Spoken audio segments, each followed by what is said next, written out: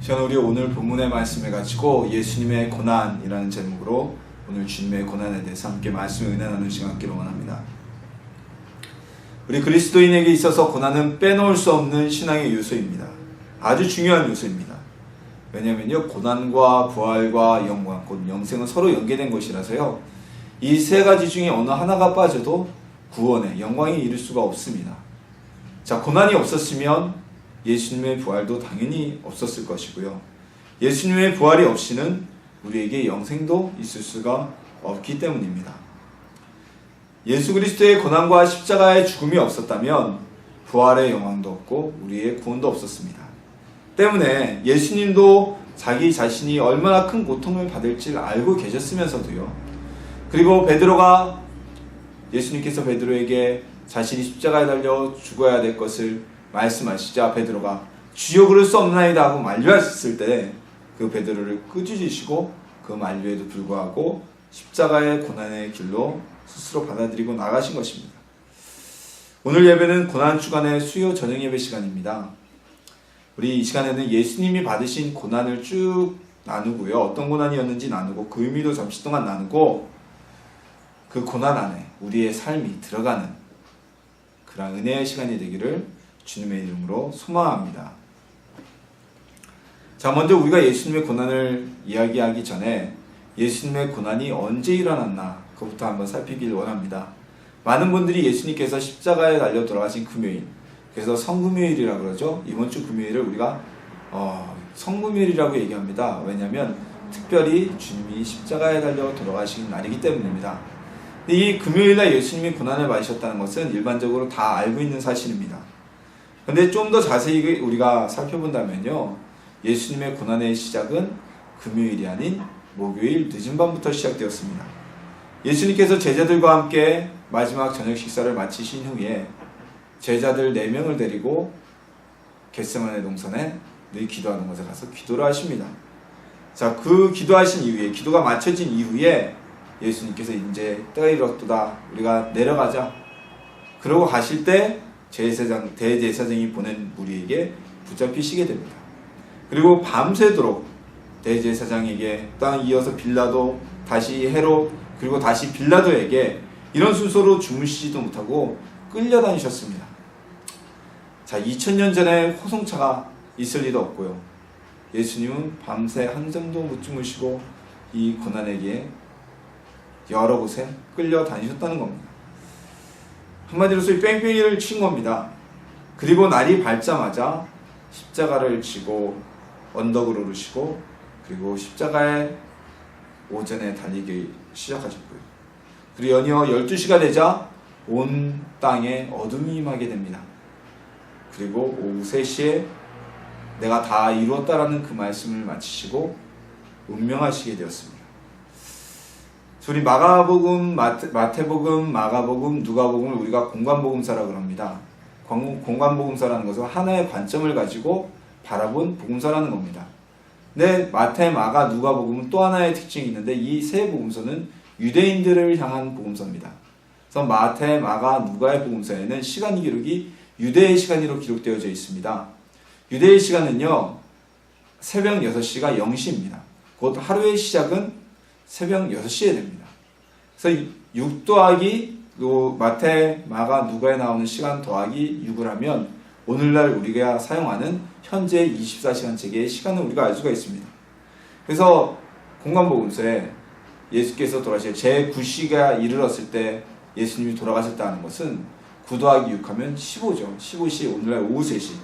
반면 요한복음은요, 이방인들을 대상으로 쓰여진 복음서입니다. 그래서 요한복음의 시간 개념은 오늘날 우리와 동일한 우리 24시간 체계의 근원으로 잡는 로마 시간법입니다.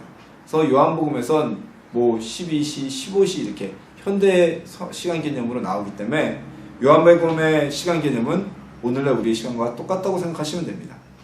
즉, 얘는 예수님이 고난을 당하신 시간은 단순히 금요일 하루가 아니라 목요일 밤 늦은 시간부터 밤새도록, 그리고 십자가에 달려 운명하신 오후 3시까지가 예수님의 고난의 시간이라고 우리가 보면 됩니다. 실질적으로 예수님이 죽음 상태에 있었던 그 3일간의 기간도 예수님께는 고난의 시간이기 때문에 그 시간도 우리가 고난의 시간이라고 길게는 더 볼 수가 있는 것입니다. 자, 그럼 이런 시간 동안에 목요일 밤늦게부터 십자가에 달려 돌아가신 금요일 오후 3시까지 그동안 예수님이 어떤 고난을 당하셨을까요?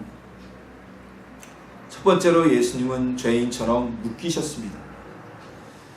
대제사장과 그의 하속들이, 그의 무리들이 예수님을 붙잡으러 올 때에 그들은 죄인처럼, 죄인을 잡는 것처럼, 범죄자를 잡는 것처럼 몽치와 포승을 가지고 단체로 기습을 하게 됩니다. 암호를 짜서 가룟 유다가 잡는 이가, 앉는 이가, 인사하는 이가 예수님이라는 사실을 미리 짜놓고 가룟 유다가 예수님께 나와 손을 잡고 인사할 때 대제사장과 그들이 보낸 무리들이 몽둥이와 밧줄과 몽치를 가지고 예수님을 잡으러 나왔습니다. 예수님은 도둑이 아니었습니다. 강도가 아니었습니다. 그럼에도 불구하고 이들은 예수님을 그렇게 취급하니 예수님이 이렇게 말씀하시죠. 너희가 강도를 잡는 것 같이 칼과 몽치를 가지고 나를 잡으러 나왔느냐? 내가 날마다 성전에 앉아 가르쳤을 때 너희가 나를 잡지 아니하였도다. 마태복음 26장 55절 말씀인데요. 마치 너희가 나를 강도 취급하느냐? 어찌하여서 내가 성전에서 가르칠 때는 잡지도 않다가 이 늦은 밤에 강도 잡듯이 몽치와 포승을 가지고 나를 잡으러 왔느냐라고 말씀을 하십니다. 자, 아무 죄 없으신 주님이 일단 포승을 붙잡혀서 끌려가시게 되었습니다. 예수님은 대제사장과 장로들 앞에 끌려가셨습니다. 서기관들 앞에 끌려가셨습니다. 그리고 이들은 예수님을 이미 죽이기로 마음을 먹었기 때문에 그 핑계를 대기 위해서 온갖 허위 진술과 거짓 증언을 하게 됩니다. 그러나 그것은 대중들의 호응을 얻지 못하였고 예수님은 그들의 거짓 증언에 아무 말도 하지 않고 묵묵무답 듣고만 계셨습니다. 이에 답답해진 대제사장이 나섭니다. 그가 네가 과연 하나님의 아들이냐? 라는 질문을 직설적으로 합니다. 그러자 당연한 얘기잖아요. 진실이잖아요.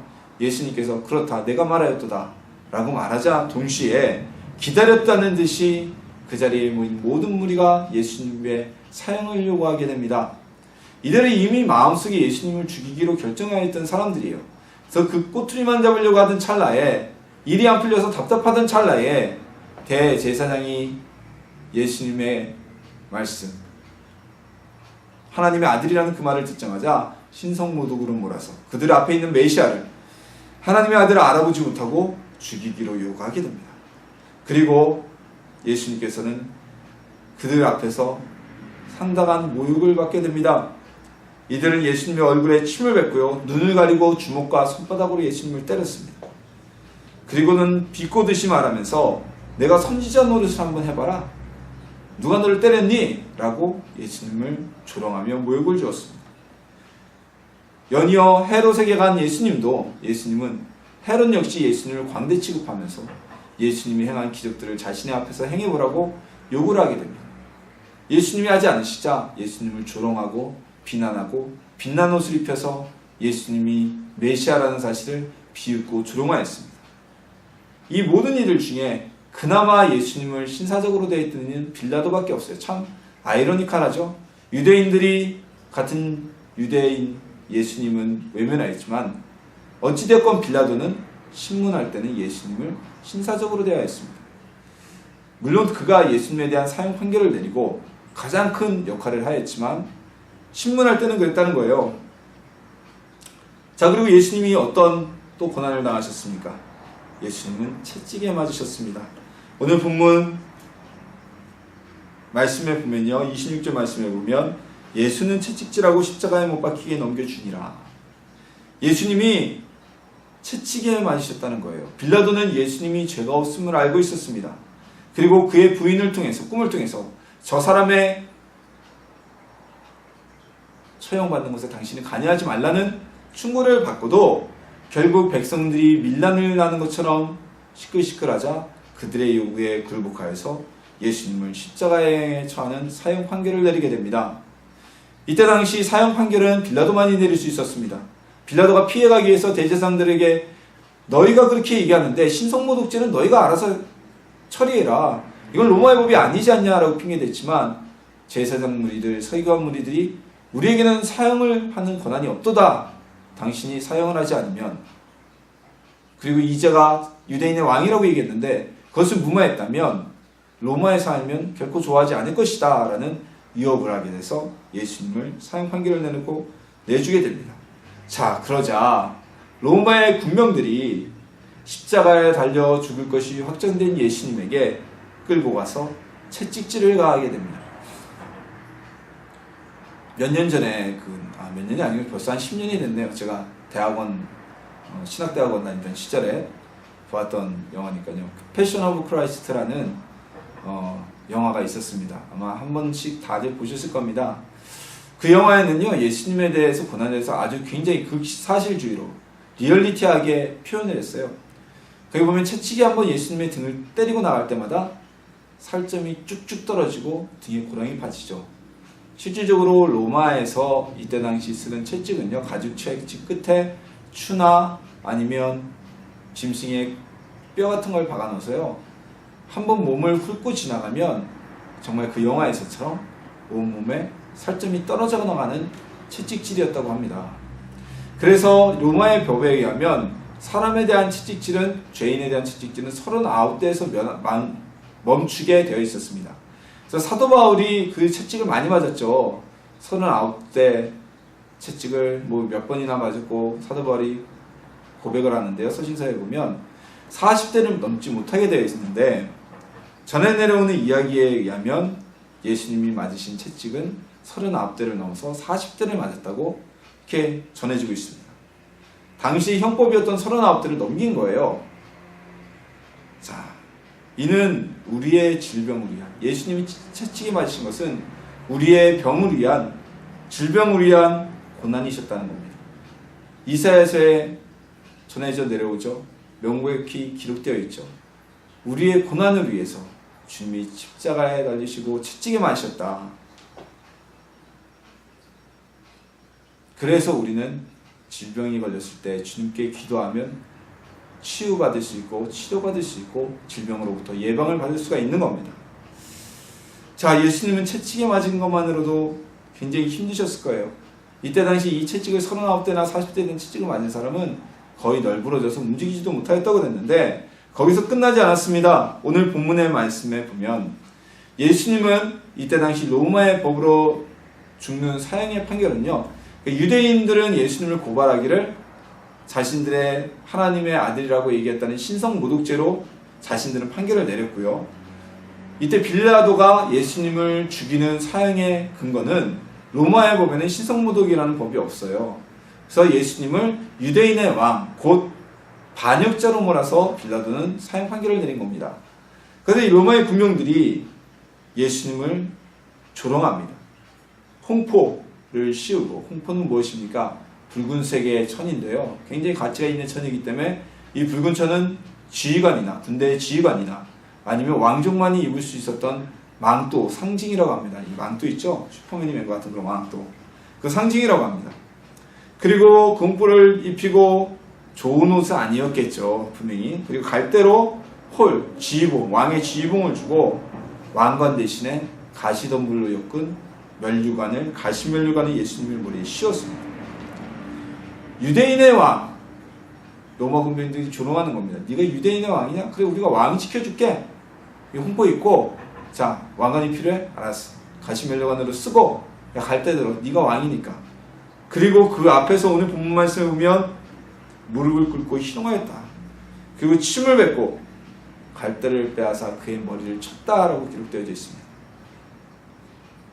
예수님의 머리에 가시면류관이 씌워질 때 어땠을까요? 머리 가죽이 다 찢어지고 이마의 가죽이 다 찢어지고 찢겼을 겁니다. 우리 머리에는 혈관의 흐름이 굉장히 많습니다. 혈행이 많은 곳이에요. 그래서 다른 곳을 베이면 손바닥 같은 데는 많이 베어도 피가 나오는 양이 많지는 않은데, 머리는 어때요? 이마는 조금만 찢어져도 줄줄줄줄 얼굴을 타고 흐를 정도로 피가 많이 흘러요. 예수님의 머리 면류관이 씌워졌을 때 아마 예수님의 얼굴은 완전히 피로 뒤집어 씌워졌을 겁니다. 이 찢어지는 고통, 이 고통을 우리 때문에 주님이 당하셨다는 겁니다. 그리고 로마 군대의 조롱, 로마의 군인들의 조롱, 아무 이유 없이 그 조롱을 다 받을 수밖에 없었다는 겁니다.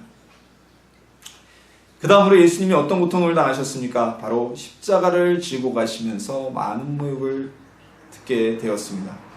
십자가의 영은요, 죽음의 형틀을, 자신이 달려 죽을 형틀을 사형수가 직접 메고 가게 하는 형틀입니다. 아주 비인격적인 형벌입니다.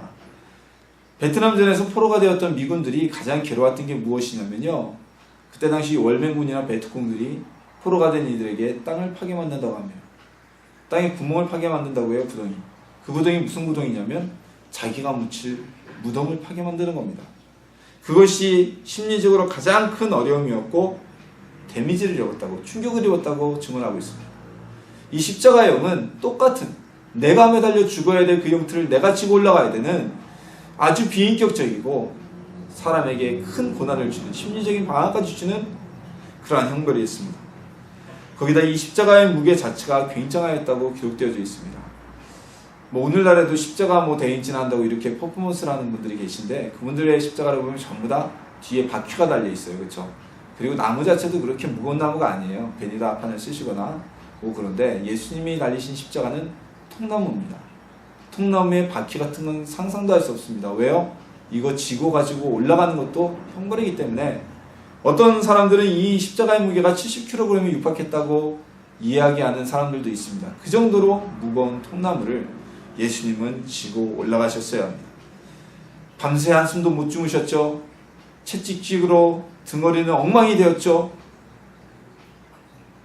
머리는 가시 밀려간 씌어서 온 얼굴 찢겨지고 피로 뒤덮였죠. 전해 내려오는 이야기에 의하면 예수님은 이 십자가를 지고 골고다로 올라가시다가 3차례 넘어지셨다고 전해 내려오고 있습니다. 이 길을 갔다가 오늘날 비아 바돌로로사라고 예루살렘에 가면 이 성지순례 코스로 만들어 놓은 곳이 있다고 합니다. 저도 성지순례를 아직 가보지 않았기 때문에 제가 직접 보진 않았지만 예수님이 십자가를 지고 올라가셨을 것으로 추정되는 그 길을 만들어 놨다 그래요. 자, 십자가를 지고 가는 죄인은요, 또 어떤 어려움이 있을까요? 그를 보기 위해서 수많은 구경꾼들이 모여왔습니다. 오늘날 중국에서는 사형수들을 사형시킬 때 교수형을 시키지 않죠. 그러니까 중범죄자들, 일반적인 범죄자들 말고 고의살인, 그리고 마약범 이런 자들은 어떻게 합니까? 공개 사형을 시킵니다. 인터넷 같은 데 보면 그 사진들이 떠올라 있고, 그게 국제사회, 특히 엠네스티 같은 인권 국제단체나 그 외에도 미국이나 이런 국제사회에서 가장 큰 비난을 받는 이유가 바로 그 공개 사형 제도가 있습니다. 근데 왜 공개 사형 제도를 우리가 비난을 합니까?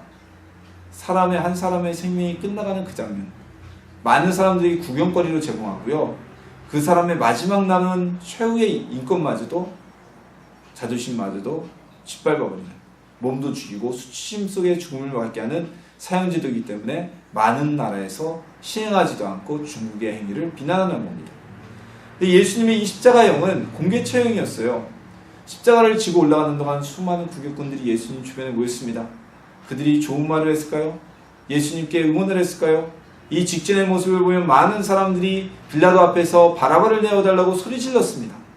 그럼 그들이 예수님에게 했던 말은 뻔합니다. 욕했겠지요. 조롱했겠지요. 예수님에 대한 좋지 않은 생각을 가지고 있었던 자들, 네가 그렇게 기적을 행하다더니 결국은 너도 죽는구나 라고 욕했을 겁니다. 또는 예수님을 메시아인 줄 알고 기뻐하고 자기들을 해방해줄 왕인 줄 알고 기다려봤던 자들은 너 결국 사기꾼이었어? 이거밖에 안 되는 자였어? 라며 예수님께 실망해서 비난을 했을 것입니다.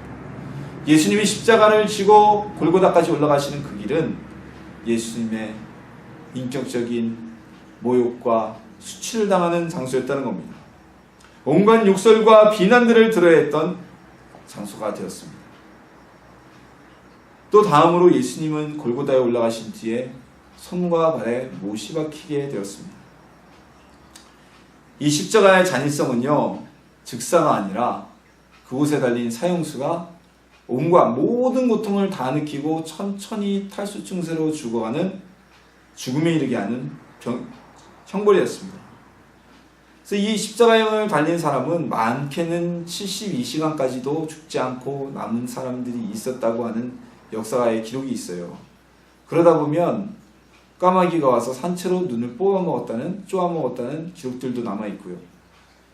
이 십자가에 사람을 달기 위해서 어떻게 합니까? 밧줄로 묶어주면 좋은데 이때 당시 그렇지 않았어요. 십자가에 달리는 죄수들은 손과 발에 못을 박아서 관통하여 십자가에 그 몸을 박아버렸던 겁니다. 우리가 액자를 걸기 위해서 벽에 못을 박듯이 사람을 못을 박아서 십자가에 달려서 매달리게 했던 거예요.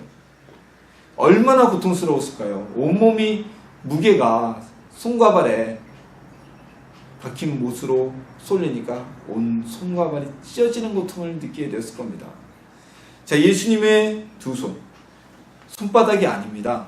여기 우리가 일반적으로 잘못하면 여기 박았다고 생각하는데 이곳 손바닥이 아니라 여기입니다. 손목, 이 부분에 실질적으로 십자가에서는 못이 박혔다고 해요. 그래서 여기 밟으면 찢어져 나가죠. 여기를 박아서 지탱하게 뼈가 붙잡고 있잖아요. 여기. 그래서 찢어지지 않죠. 많은 사람들의 십자가형을 보면 다 이 손목에 박았다고 합니다. 이 손목, 몸무게가 나가는 죄수들은 훨씬 더 힘들었겠죠.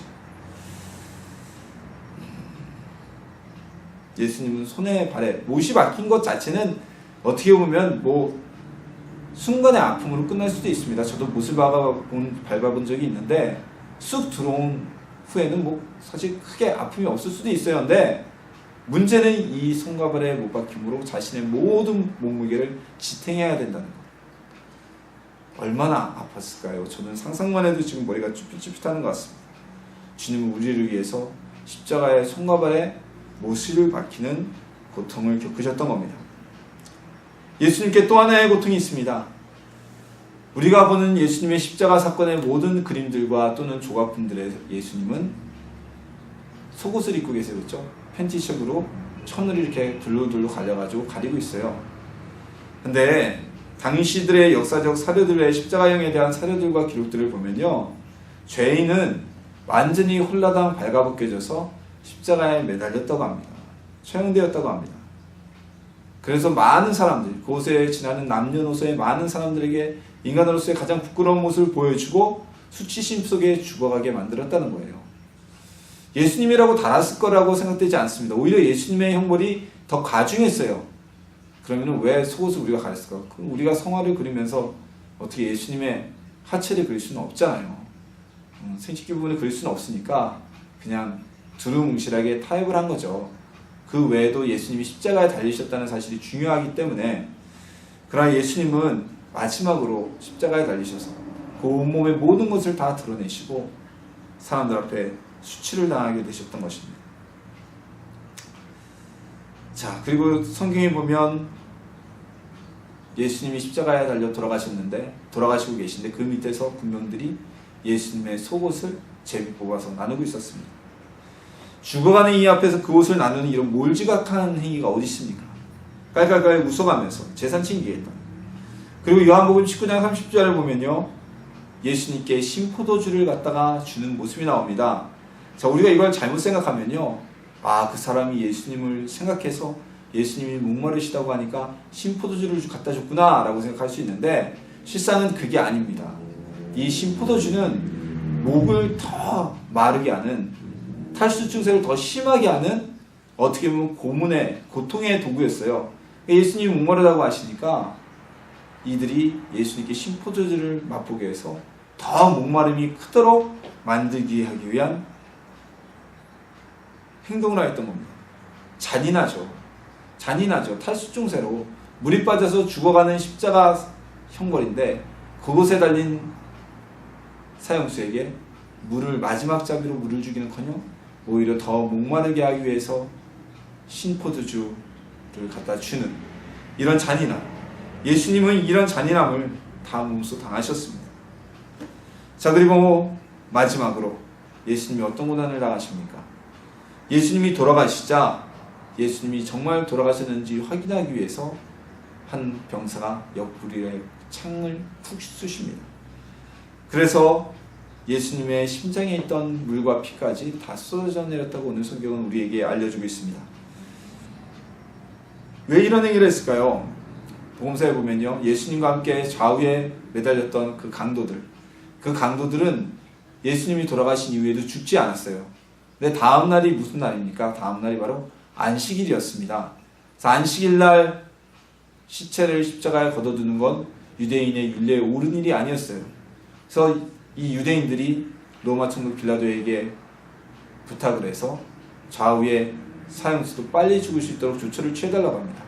그것을 빌라도가 허락을 하고 좌우의 사형수는 살아있다가 로마 군병들이 그 다리를 몽둥이로 때려서 부러뜨림으로 인해서 빨리 죽게 만들어 버렸어요.